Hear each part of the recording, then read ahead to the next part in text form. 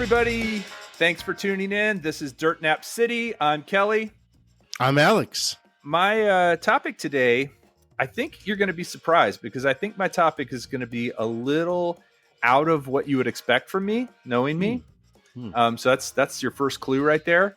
It's also the person that I'm talking about. You could say was sort of one of the boys of summer. You know, if you wanted to think about that. So is it a sports person? Well, yes, American sports figure for the first half of the 20th century. So boys of summer would mean baseball. You know, I'm a big baseball guy. It's probably my favorite sport. Well, I'm gonna say this was my mother's suggestion. So, you know, you and I talked about we don't do requests. I said I would only take one request, and it would be from my mom. And so my mom suggested this person. This is embarrassing because my mom texted me last night a request, and I told her no request, and she got mad. Wow.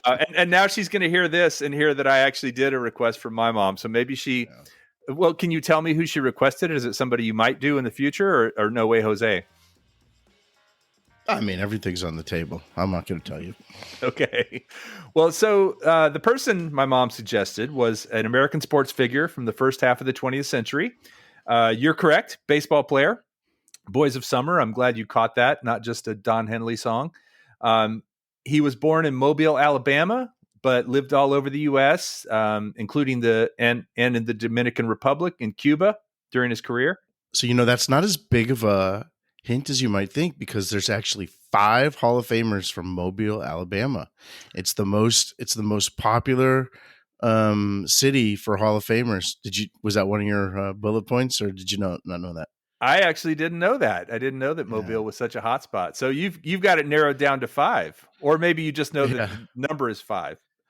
Well, I'll tell you another thing about him. His birth I'm going date. to guess. Well, you go. Keep going.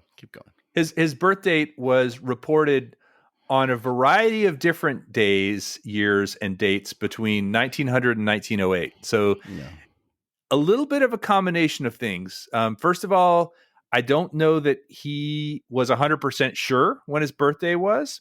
And so he would say different times his dates. His mother also had a lot of children, and she apparently got confused and gave different birth dates for him. But it was verified when he went to the major leagues, another clue, that he was born in 1906 on July 7th. I think I had it a long time ago. All right, go for it. I hope we're talking about Satchel Paige today. We are talking about Leroy Robert Satchel Paige. Yes. Excellent. Nice. Well done. Nice. Yeah. One of my favorites.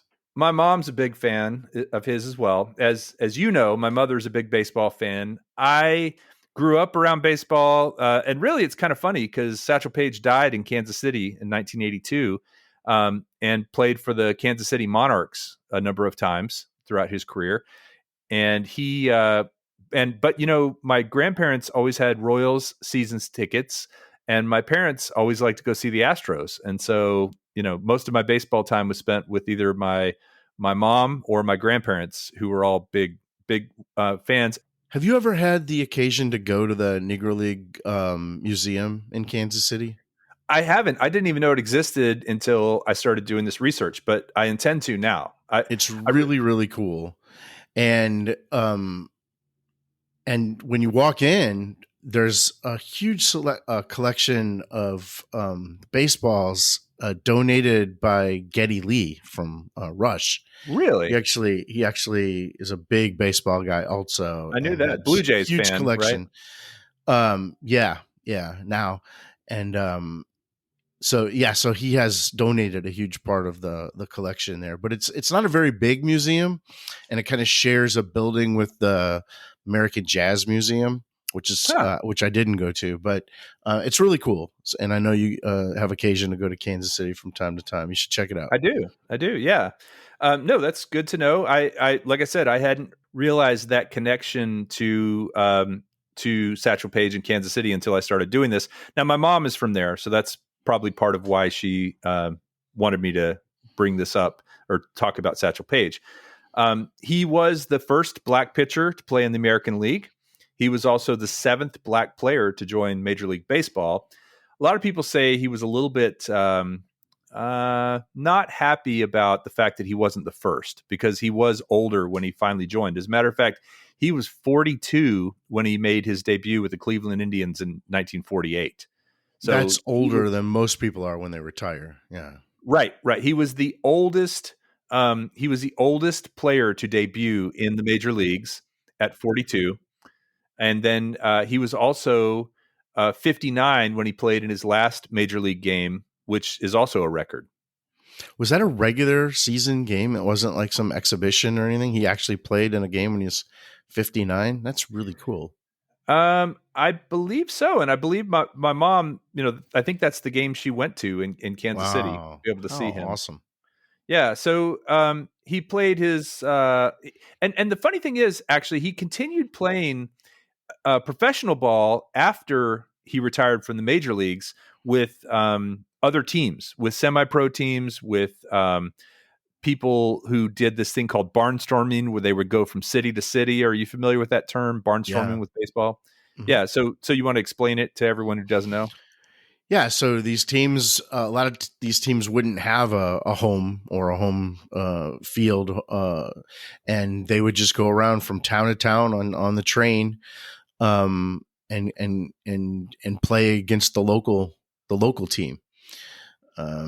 Mostly exhibitions, but there were several kind of teams, kind of like the Harlem Globetrotters were in basketball. How they didn't Yeah. really have a home, but they'd go around from city to city, and Wasn't their opponent the Generals or the was it was some military, yeah, the the Washington Washington Generals. Yeah. Generals, yeah, that's who they played. Mhm.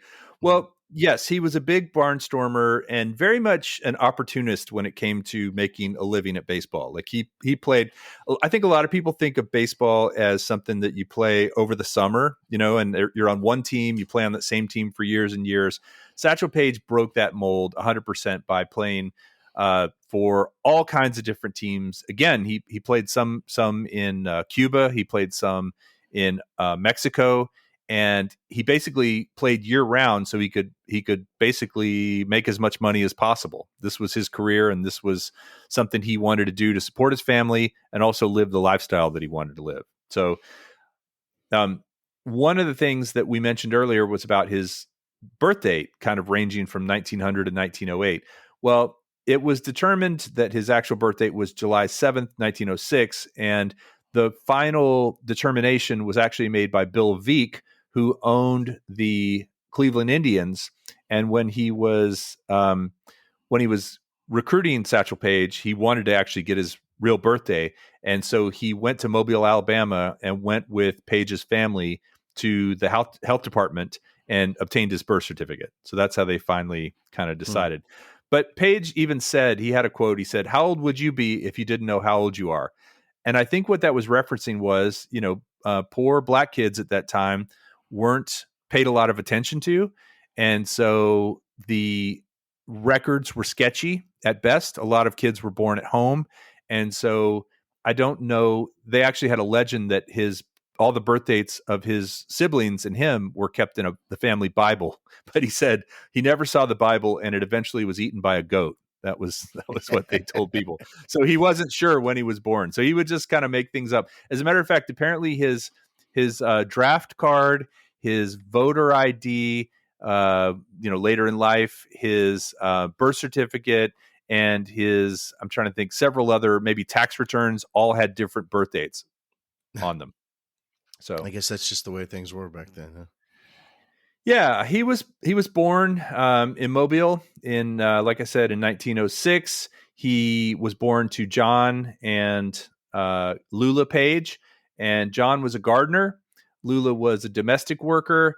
They lived in a part of town called Down the Bay, and apparently when he was born, they actually spelled his last name Page, but when he was a little older in the mid 1920s, his mother decided to add an I, and because she said Page, Page, looked too much like a page in a book. And so Satchel said later that his mom just wanted to be more high tone, but there was also a thought that that was around the time of his father's death, in the 1920s, and that they were looking for a new start. And so they kind of changed their name. Maybe it was conscious, maybe it was subconscious, but they respelled their name Paige to change at that time. Interesting. Now, of course, his nickname, Satchel, was not his real name. His real name was Leroy. But do you know how he got the nickname Satchel? No, tell me. So one of his first jobs was carrying bags at the train station in Mobile. And he was apparently made a dime a bag to carry the bags for people. And he didn't think that was enough. And so he rigged up a contraption with a pole and some rope and carried multiple bags. And somebody called him a satchel tree, said, "You look like a walking satchel tree."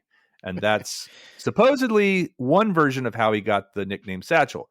Now, another version was from a friend who he grew up with named Wilbur Hines, who said that it was given to him after he tried to steal a satchel. So they called him Satchel. But either way, it came down to him having to do with him carrying a bag or trying to steal a bag.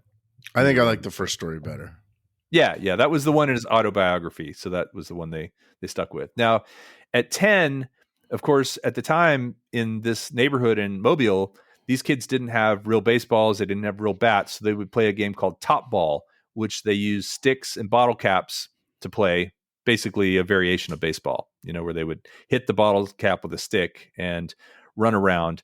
And his mother saw that he loved baseball, and she even kind of got a little bit exasperated because he would skip school to go to baseball, to go play baseball. He would not study. He would not go to work. He would just constantly be playing baseball. And she got a little tired of it, but she couldn't really control him. As a matter of fact, when he was 12 years old, he got sentenced to go to reform school because he was truant and he was caught stealing something from a store. Now, this reform school was called the Alabama Reform School for Juvenile Negro Lawbreakers in Mount Meigs, Alabama. Now, that's quite a horrible name. I mean, even the acronym wouldn't really work, but no. Apparently it did him a lot of good. He stayed there for 6 years, and there was a person there named Reverend Moses Davis, who was a trustee at the school and actually coached all the boys there in baseball. Apparently, also, Satchel was so poor growing up that when he went to this school, the reform school in Mount Meigs, he didn't think it was that bad because he actually ate more meals, and he already had to share a bed with one of his brothers at home. So he shared a bed there, and it wasn't a big deal to him. He said it really wasn't, it wasn't like a move down. And he said after he left in 1923, he said that his incarceration had basically traded freedom for his ability to play baseball and to become a man. So he left there feeling like it had actually done him some good, which, you don't often hear about those kind of things, correctional things working. But in his case, it sounds like it did. Turn him around, huh? Yeah. I think this guy, this Moses Davis, was a good guy, coaching them and teaching them, responsibility. He actually at the school, he joined the choir and joined the band and became more interested in reading. I think he was a pretty illiterate kid before he went there, and so going there really, forced him to do a lot of things like read and study that he wouldn't have done if he had had any choice. But I think this reform school just made him do it. And so in the end, it was good for him. And, you talk about the poverty and that they didn't have equipment. But I told you that town produced all these great baseball players. And even today, you see a lot of players, tons of players from the Dominican Republic that come from, a lot of poverty, and they do the same thing. They don't have equipment. A lot of them have to play with using like milk cartons fashioned as gloves instead. And that makes you have soft hands, and it gives you the skills that you need to become great. And you have to improvise. You have to improvise, and you have to do things. Improvise is probably the best word there. And so you still see that's not a barrier when it comes to baseball, like it would be maybe in some other sports. I mean, I'm supposing in football you need proper pads, to prevent injury. That's one of the Um, beauties of soccer, or football, soccer, is you really only need a ball, right? And yeah. you see videos of kids playing with a ball made of tape, or maybe Hmm. made of old tires or whatever. So Yeah. I think baseball is probably in the middle between soccer and football as far as complexity and the amount of equipment. Um, but yeah, he just had a natural ability. As a matter of fact, it was said that he threw rocks so well that he would kind of, in Mobile, before he went to reform school, he would get into fights with other kids, and he was known to be able to peg kids with rocks. And you know, a lot of the fights were between blacks and whites, and so there was a lot of racial tension going on, and so who knows what the dynamic was. Well, I'm sure the dynamic wasn't great there, but throwing rocks was one of his defenses that he had, and he was known for. And also, he would hunt with rocks. He would throw rocks at birds. He would throw rocks at squirrels, and often hit them and be able to kill them and eat them. He was a big fisherman. He loved to fish. That was something that I guess Mobile offered, and that was a way that they ate. His family ate, and he loved to hunt. And even later in life, he bought shotguns and fishing poles, and that was something that he kind of really valued. Even after he had a lot of money, was still being able to do those things with better equipment. That's great. Yeah, so when he got out of reform school, he went to play with a Mobile semi-pro team called the Mobile Tigers, and his brother Wilson actually played on that team as well. And then he pitched on another team, local team called Down the Bay Boys, and so that was kind of the area they lived in. Well, on that team, he actually had one of his first really famous stories. The team was down by 1 point, 0-1, and it was the ninth inning. He was pitching, top of the ninth. He was pitching, and the apparently he his teammates had some errors. The bases were loaded. There were 2 outs, and the crowd started booing at him, and he got upset, and so the crowds booed even more, and that made him even madder. And so he called in his outfielders and had them sit down in the infield, and then he struck out the last batter. He was so he was so confident that he would be able to strike the batter Oh out that he man. called in the outfielders, basically saying, "If you hit it at the outfield, it's your game, but I'm not going to let you." I love Negro League stories because you don't know if they're true or not. There's never much This video. this story was all over the place. This is one of the stories that was kind of, I think, People the had seen beginning of it. his legend. Yeah. Yeah. Yeah. So several people in my research mentioned this, and that he did it more than once, but this was the first time he was known to do it. The thing is, too, he kind of had this mixed reputation of being a great pitcher, but he also was often late for games. He kind of he switched from team to team. He was, like I said, he was very opportunistic between playing, and would take whoever was going to give him the most money or the best deal. He actually quit and joined a team in New Orleans um, with the promise of what they called a jalopy, a car. He had never owned a car, and this team Mm. said, "Hey, if you come play with us, we'll give you a car." So they gave him this car, and he quit. He just walked out on his current team and went down to play in New Orleans for a while because he got this car. And he said it wasn't even a great car. This was his autobiography again. I mean, he But was one of the biggest stars around too, he right? was. He attracted crowds, and He knew his value. that's really the thing, is when he attracted crowds, people would pay whatever they paid, 10 cents, 25 cents, a dollar, to get into these games. I don't know what it was back then.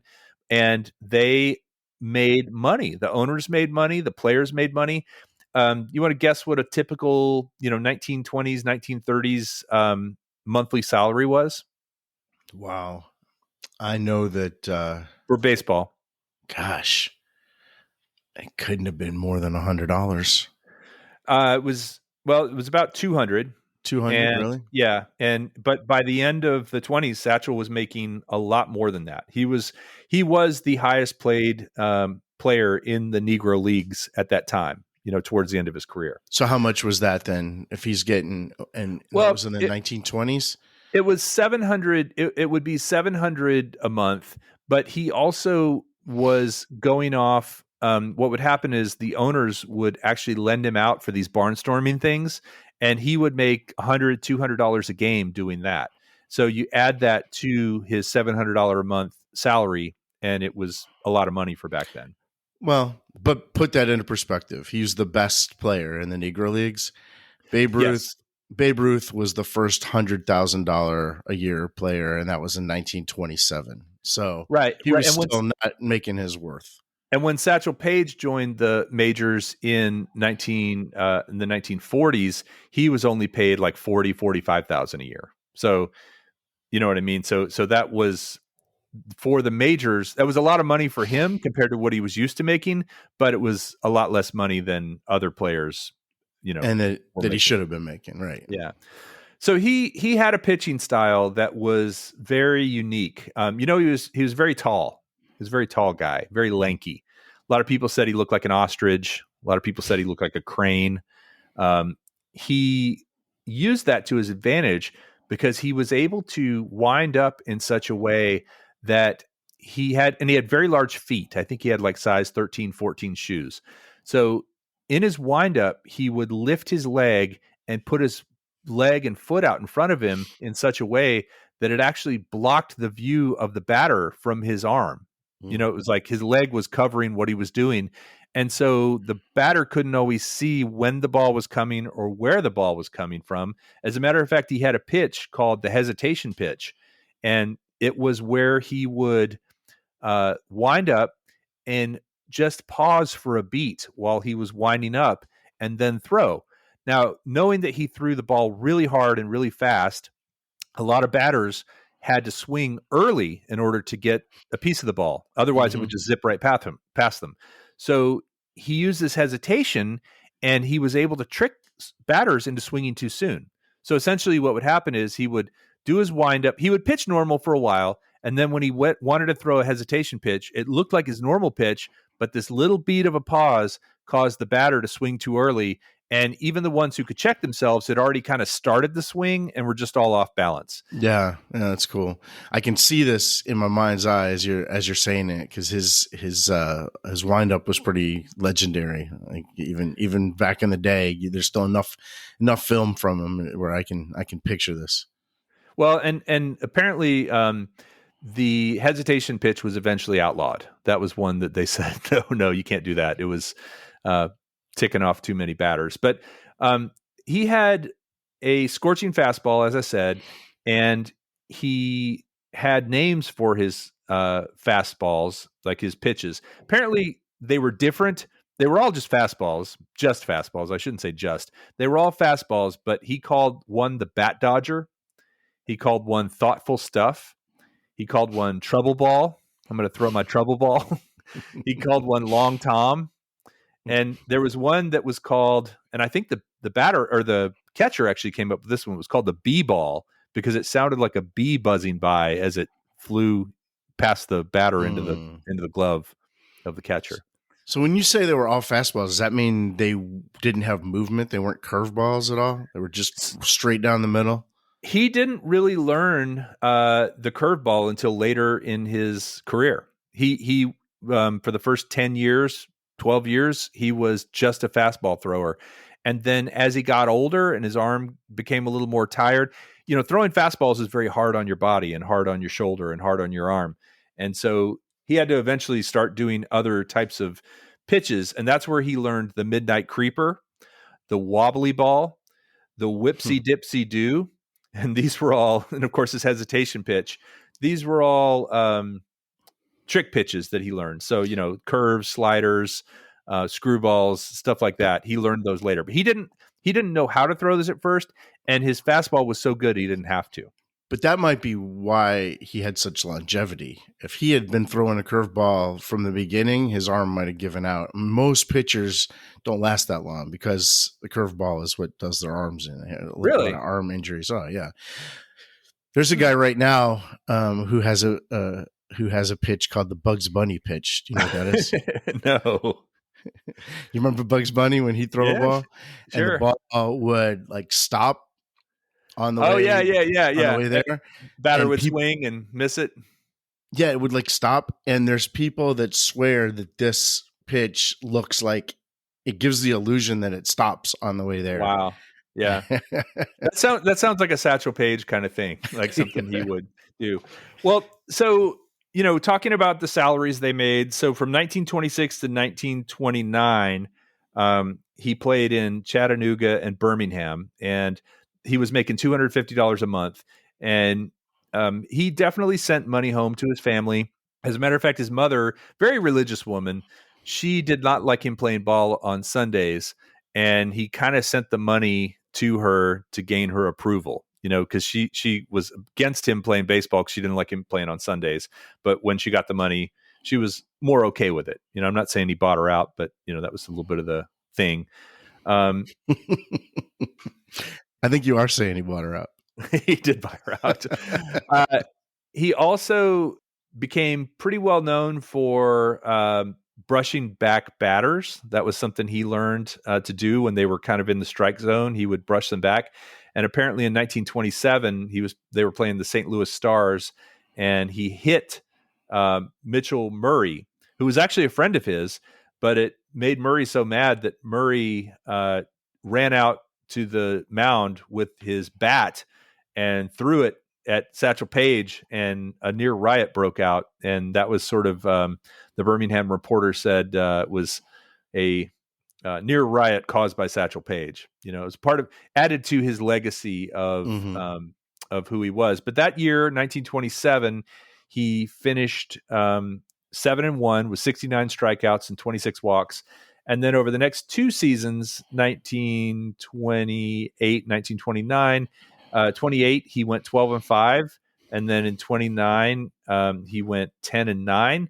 And he set a record. He had 176 strikeouts in 1929, which is a season record for the Negro Leagues. By the way, it is Negro Leagues because there were different leagues. It was kind of all bunched together as a term, but it wasn't just one league that played. It was several different leagues. But in 176 strikeouts in 1929, which was a record, and then he had 17 strikeouts in one game against the Cuban Stars, which exceeded the major league record of 16 strikeouts at that point. So he actually had a better record, or more strikeouts in one game than major league had at that point. And then 6 days later, he had 18 strikeouts against the Nashville Elite Giants. And that number was later tied by Bob Fellers in 1938. And Bob Fellers was a famous pitcher in the majors. He's a white player. Basically, as I said before, he would get rented out by the owners of different teams who had him because he could draw a crowd. And, that was kind of what he was known for. And barnstorming, he loved to do that. He loved to travel. As a matter of fact, his first marriage kind of fell apart because she wanted to settle down and he wanted to travel. And, they were so at odds with one another at some point that, they got divorced, and he ended up getting remarried. But his first marriage, his wife didn't really understand his sort of wanderlust.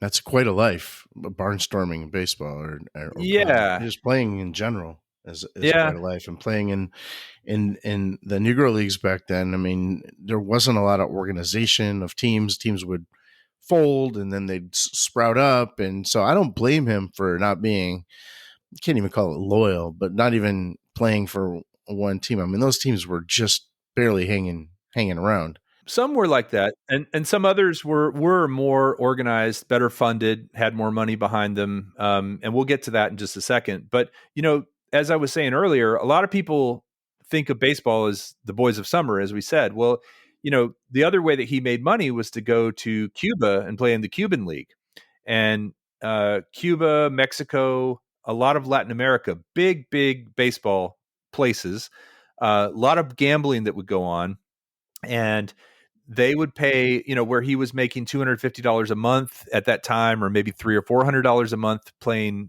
in his normal teams. They were paying $100 a game to play winter ball down there. And he had freedom of movement way better as a black player or as a black person than he would have in the American South at that time too, I'm sure. That's right. And there were a lot of cases where barnstorming or playing, even when he was in the majors, I think experienced racism at hotels where they wouldn't let him stay in certain hotels. It was certainly, according to his autobiography, it was more punctuated in the South than it was in the North, but it was all across the U.S. And I think the Cuban League, these Latin American teams and Caribbean teams were smart to basically take advantage of these players. I say take advantage of, recruit these players that were not being looked at by the U.S.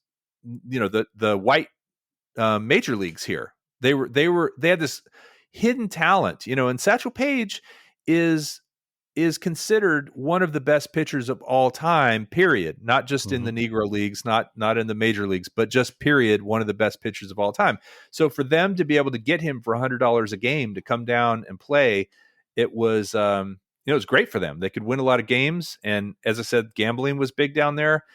He did get into some trouble in Cuba. There were several stories that were told. One about him not understanding the language, and basically the mayor of a small town asked him in Spanish if he had intentionally lost a particular game.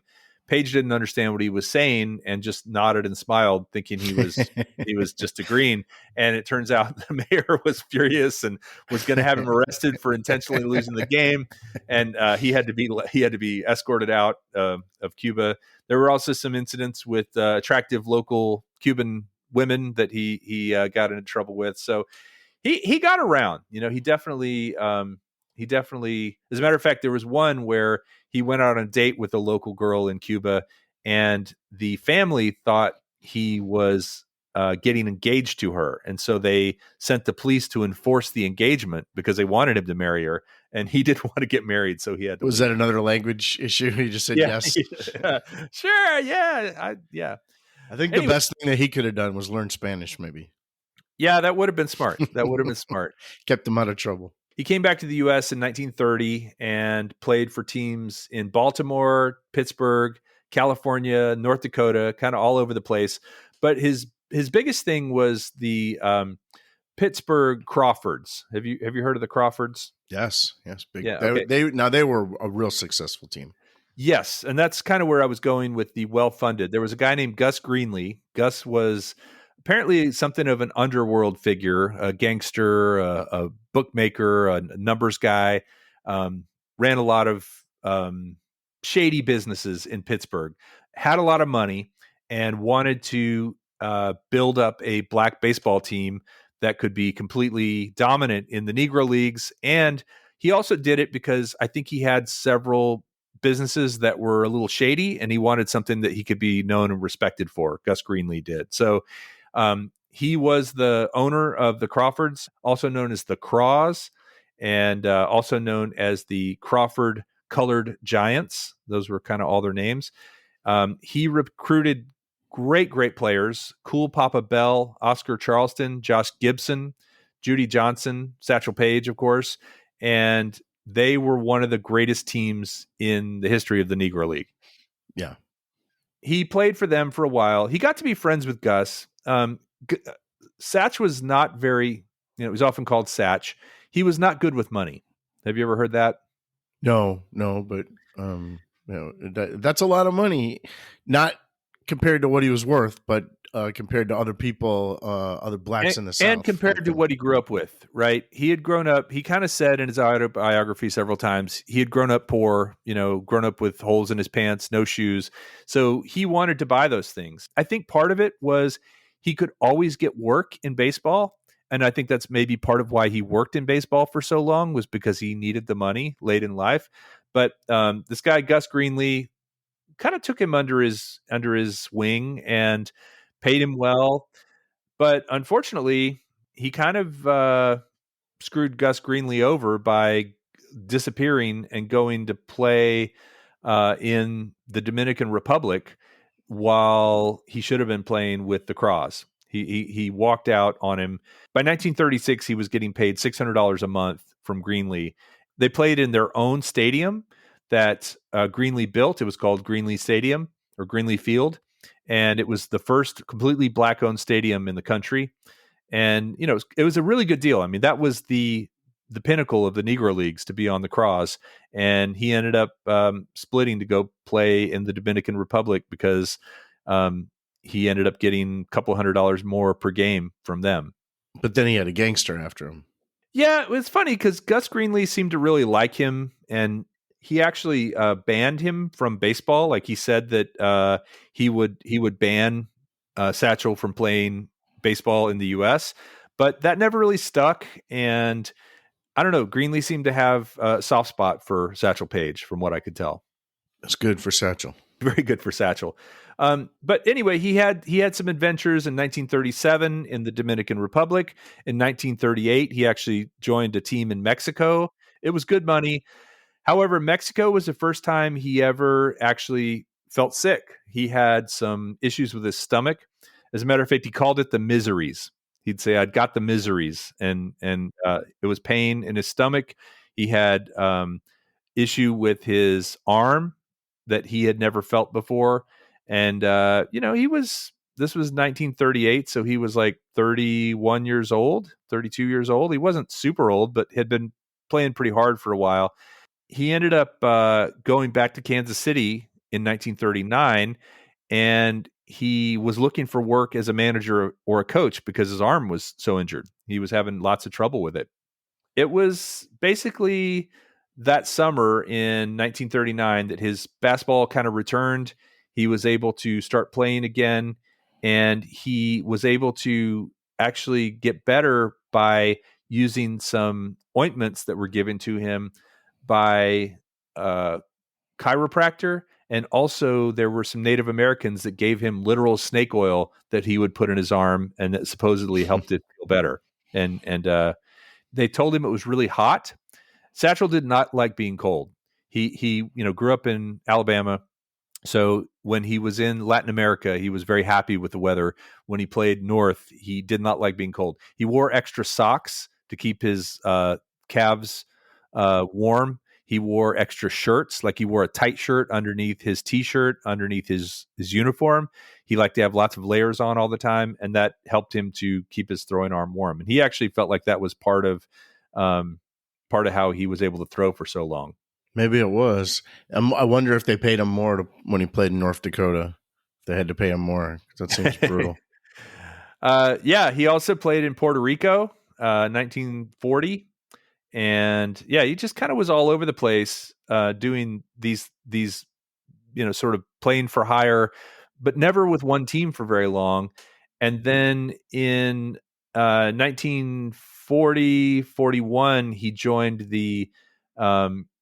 he returned to the Travelers. That was the second-rate team in Kansas City, and ended up getting advanced to the Kansas City Monarchs. So he was able to move on and play with the Monarchs, which were the bigger team. His first season, he won 9 games and lost 3, which was great. So one other thing that I think a lot of people don't realize is that while the league, the Major League Baseball, was actively keeping black people from playing, they weren't allowed. They did have a lot of exhibition games where they would have white players and black players playing together in some cases. In some cases, they would have them playing separate. They would have meaning on different teams against one another. So he got to play against really famous people like Dizzy Dean. He got to play with Joe DiMaggio. He got to play, with these sort of famous white players before he joined the major leagues, because these guys would go out and do these exhibition games. Yeah, and I think one thing those games showed is that the level of play was equal. Oh yeah, it was very, very equal. I mean, there were a lot of times when if it was an all black team, they would win, and there were a lot of times when the all white team would win. It was very much a back and forth. But the all white teams, the difference was they consisted of Major League Baseball players who were supposed to be the best in the world, right? Mm-hmm. And these black teams would consist of maybe a few stars and then maybe some more semi-pro level players. And so it really showed that the level of play that he had in the Negro Leagues was as good or better than it was in the major leagues. And the sad thing that he often heard throughout his career, do you know the phrase? Have you heard this phrase that it was often said to him? If only you were white. Ugh, Yeah. that's infuriating to me. That's Yeah. infuriating to me. It must have just enraged him when he heard that. That's the feeling you get too when you walk through that museum in Kansas City. Is just what a damn shame this whole thing was. And then when you get to the end, kind of the end of the museum, and it talks about how the Negro Leagues kind of folded and went away, you don't know how to feel about that because it was a place for. But but by then the major leagues were integrated, so there was no Right. reason to have it anymore. So you didn't know whether to feel happy that they were gone Right. or Right. kind of wistful. It's kind of a weird feeling when you get to the end of that museum because you're glad that there's no such thing obviously anymore. But it was such a useful thing for people who clearly had all this talent, all this athletic ability, and because of a stupid gentleman's agreement that they weren't allowed to play at the highest level. Yeah, you're absolutely right. So he he played, I mean, again, so many games. He played hundreds of games every year because he didn't just play in the summer. He played in the Negro World Series. He played in all these barnstorming games. He played with Jackie Robinson on the Kansas City Monarchs from 1943 to 1946. And the 1940s, early 1940s, World War II kind of ravaged a lot of the players on both in Major League and in the Negro Leagues because of the draft, right? So interestingly, Satchel's selective service record shows that when the war started, his draft status was a 1A. Now, 1A means you're available to be drafted.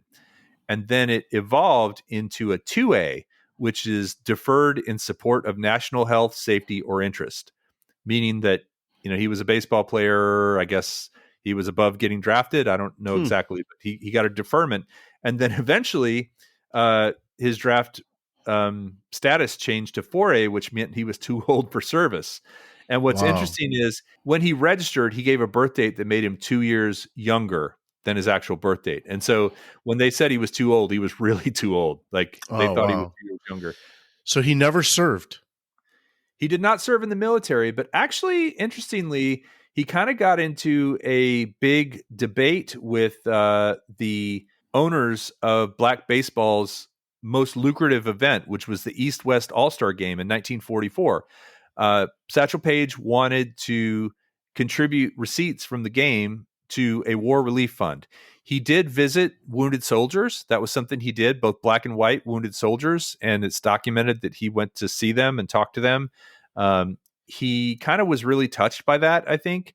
And so he had this idea that they would contribute money to the War Relief Fund and from this All-Star game. Well, the owners didn't want to do it. They thought, he was asking for too much. I think he was asking for like $10,000 from the game to be contributed, and that might have been like who knows how much of the box office that was. This was a big game though. Well, what happened is the owners actually kind of ran a smear campaign, and I think it may have been deserved against him that said he had received $800 for participating in the year before's All Star game, the East West All Star game in 1943, where most players had received $50 for that, and so they were saying he was greedy and that he should put his money where his mouth was and not just demand that they give the money to it. But what happened was eventually he threatened for the players to go on strike, and they came to an agreement where they would raise every player's salary to $200, and they would um, donate some portion, not as much as he wanted, but some portion of the box office from the 44 East West All Star game to the War Relief Fund. So, he kind of, I mean, it was a political statement. It was, who knows what his motivation was, but I'd like to think it was sincere. After, in his autobiography, he says he came back from meeting those wounded soldiers with this idea. Yeah, but he was still not making anything close to what he was worth at the time. So I don't blame the guy for trying to get as much as he could. Absolutely. And again, he was the reason these crowds came out. They Yes. in both the books I read, the documentation was that when he came out, the crowds were just much bigger. More people wanted to see him pitch, and he was famous for it. And he kind of became famous not only with black audiences, but a lot of white people came out to see him because they had heard about him and heard he was, just a great player regardless of race. And so they wanted to see what it was all about.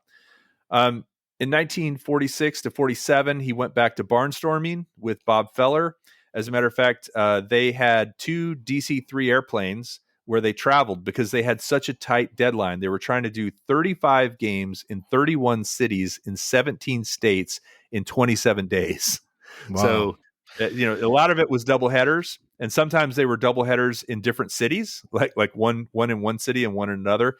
So they had 2 DC-3 airplanes, and one was painted with the Bob Feller All-Stars, and one was painted with the Satchel Paige All-Stars. And they competed against each other. Essentially, that was the draw. It was kind of like the Generals and the Globetrotters. You mentioned that earlier. But Bob Feller and Satchel Paige were in business together for this. So it wasn't like there was rivalry when they played, but they did it to make money, and they both knew they could draw big crowds together. So that was 1946 and 47. And then finally in 1948, he was given the opportunity by owner Bill Veek. Bill Veeck. Oh, okay.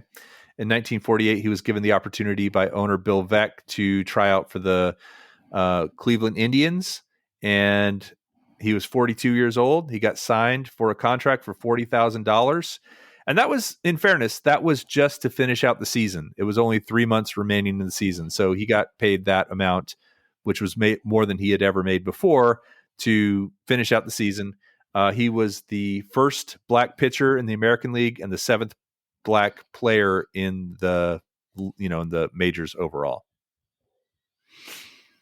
Wow. That was 47? 1947? That was 1948. And he was born in 1910?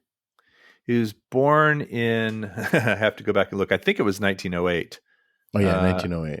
Well, no, sorry, 1906. Nobody 1906. Knew. Well, no, his birth certificate said 1906. But he did put on his draft card 1908. So he was 41. Yeah, I think they said on his 42nd birthday is when he actually got signed. So coincidentally. And so, because of that, he was the oldest player to join the Major League Baseball. Yeah, so he did pretty good in 1948 with a 6-1 record and an ERA of 2.48. He kind of went downhill in his second year at the Cleveland Indians, but he did get to play in the World Series, and the Indians did win the World Series while he was on the team. And so that was kind of and he got to pitch in the World Series. So that was kind of a dream come true for him. Yeah. 1950, right? Yes. And so he very much kind of lived that dream. And after that, he sort of, his playing got not as good. He kind of went downhill. He was part of several other clubs. He went back to barnstorming a little bit. Now, he did, as I said, get married in 1934 to a woman named Janet Howard, and that ended up in divorce. Basically, she really wanted somebody to stay home, and he didn't want to stay home, and so they didn't last too long. And then he got remarried in 1947 to Lahoma Jean Brown, and they had 7 children together, and they stayed together until his death, which was in 1982. He died of a heart attack. Wow. When you said you listened to his autobiography, he didn't happen to read that. They didn't, probably that was too early for the guys to read their own autobiographies. Correct. Yeah, it was read by somebody different. Not somebody famous or anything? No, I don't think so. Yeah, it was interesting though, because it was his words, and he had a lot of he actually had a lot of cool quotes that he would say. But the big thing was he was considered controversial because of the stunts he pulled. And the stunts not only included those things where he would have the outfielders come in and sit down in the infield, and basically strike out the Mm-hmm. batter, or Mm-hmm. taunting other players, or being late for games. He was often late for games. He sometimes didn't even show up for games. He like literally wouldn't show up because he either didn't mean to miss it or just didn't care enough about that game to go play it. He knew how good he was, right? And I think that in some ways tainted his attitude a little bit, perhaps. Well, there's players today that are like that too, There are. He was groundbreaking in that way as well. He also liked to brush back batters. He was kind of known for that. Another thing is he didn't like to run. He hated running, as a matter of fact. He was very slow to walk up to the mound. He had a chair in the bullpen. Like, the coach actually gave him a chair to sit in. And later in his career, it was a very fancy padded chair. Like, it wasn't an uncomfortable bench. He considered sitting and walking versus running, conserving his energy. And he thought those things actually helped him perform better.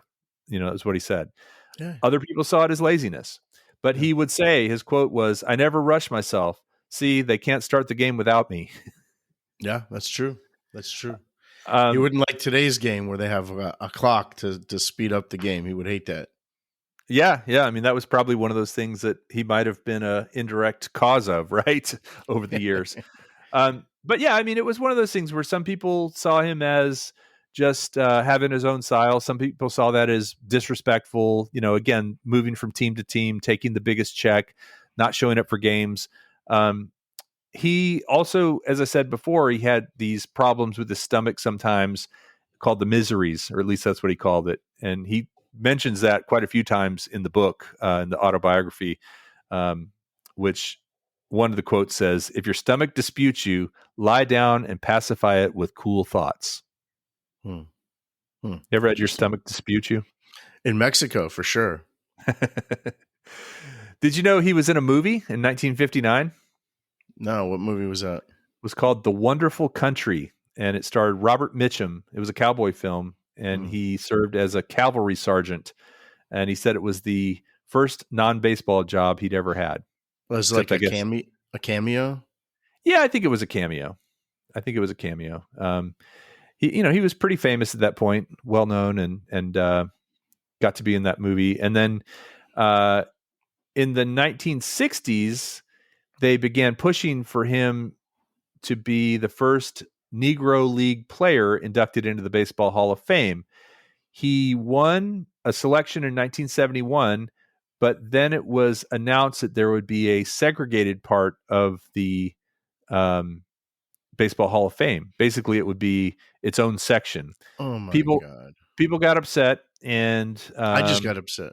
Well, sanity, I guess, rose to the surface, and they actually didn't do a separate section, as they were talking about doing, and they built a statue of him in Cooperstown, New York, to honor him. And during his acceptance speech into the Baseball Hall of Fame, he actually said, in his battles with racism and his philosophy on life, he said, "Don't look back. Someone might be gaining on you." Yeah, that's a famous quote.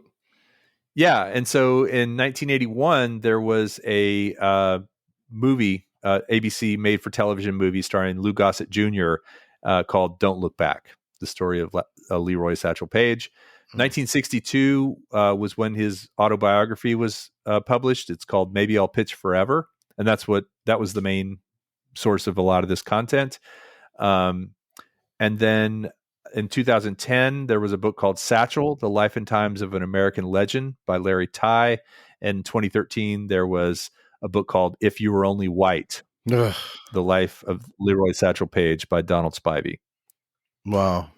Yeah. Well, man, thanks for teaching me about Satchel Paige. Yeah. This is great, Kelly. Nice job. Like I said, my mom's idea, not really my specialty. No, you did great. We should do a baseball podcast together. No, his I'm gonna finish with this. Some of the people who proclaimed him to be the best pitcher of all time ever were Dizzy Dean. I mentioned him earlier. white player, Bob Feller, another white player, Ted Williams, and of course Joe DiMaggio. All claim Satchel Paige was the greatest pitcher of all time. So he had fans. And the shame of it was that in his prime, it didn't get to be tested at the highest level. That's a damn shame. To play as well as he did under the duress and the traveling conditions and the racism, they often had to sleep in their cars because they weren't allowed to sleep in hotels. And it was funny because a lot of times people who would want their autographs at the ballpark wouldn't serve them in town, wouldn't serve them a meal later. That was what they put up with. But, sports is one of those unifying things between different people of different backgrounds, different races, etc. And I think the fact that he stuck it out for so many years and ended up being a star across all the leagues is telling of where we were and where we are today. I'm not saying we're where we need to be, but we're getting better, I hope. No, you're right. And it's a great point. Maybe he was at the highest level. I love it. I hope everybody enjoyed this little look at one of the not too long residents of Dirt Nap City, Satchel Paige. He's only been there since the 80s. And if you're more interested in learning about, or if you're interested in learning more about him, check out those movies and books. I particularly recommend the Maybe I'll Pitch Forever book from 1962 as autobiography. It's quick, it's easy, it's fun. There's a lot of little stories in there that I didn't mention that are just kind of like, did this really happen? But they're fun stories nonetheless. And check out that museum in Kansas City. It won't disappoint. Awesome. All right, Alex, thanks for being on. We'll see you next time. Join us in 2 weeks for another great episode of what, Alex? Dirt Nap City, the podcast about interesting dead people. Adios.